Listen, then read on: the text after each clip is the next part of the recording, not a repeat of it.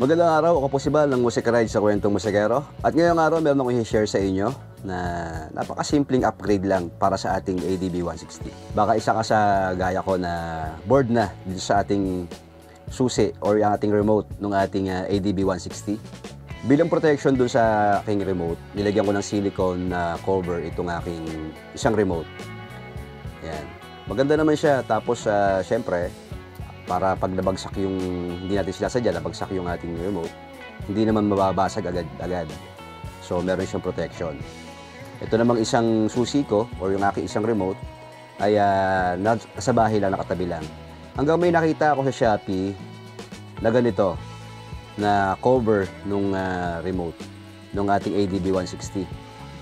Ito siya, napakamura lang nito sa Shopee. So, binili ko siya at gusto kong subukan. Ayan siya. Ang made niya is plastic lang, pero maganda na ring upgrade to. Unang-una, yung sa itsura niya, syempre kakaiba, diba? Tsaka hindi naman siya ganun kalakihan. Yan. So, hindi itsurang pang ADB 160 kung hindi mo talaga titignan yung icon.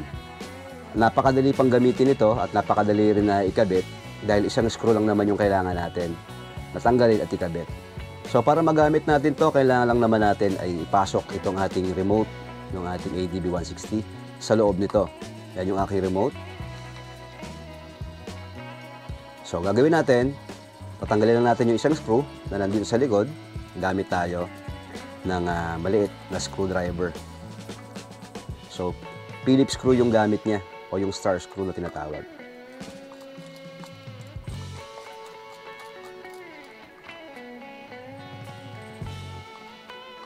After nyan, hilahin lang natin. So, yan lang yung laman niya ng ating cover. So, makikita nyo, plastic talaga yung materials na ginamit dito. Tingin ko, pag nabagsak siya ng medyo alanganin, maaaring mabasag. Pero syempre, ingatan natin. So, ayun lang yung pantulak na dun sa ating remote. Plastic din siya. Yan yung tumatama dito sa ating pindutan ng remote control. So, para ikabit, napakasimple lang. Itatapat lang natin. Yan, yung icon na yan. Parehong-pareho doon sa icon ng ating remote. Tatapat lang natin dyan. Pupwesto lang natin dito. Yan. Ganyan lang.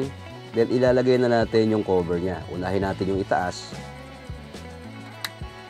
At yun na. Salpak na siya. So, kailangan na lang natin na ikabit itong ating screw, yung tornilyo, para i-secure yung ating remote. At tayo na siya. So, itry na natin. Pindot. Yan, umiilaw na. Taas. At yun na. Meron ka ng magandang cover ng iyong remote. So, lalagay lang natin yan dito sa ating keychain. At ito na ngayon yung ating remote control ng ating ADB 160. Nagustuhan ko rito, mag-aangalan din siya dahil nga plastic lang din.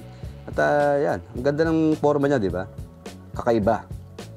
Yung likod niya, merong logo ng Honda. So, kung gusto mo itry itong product na to, nandiyan sa baba, sa description box yung ating link para sa Shopee.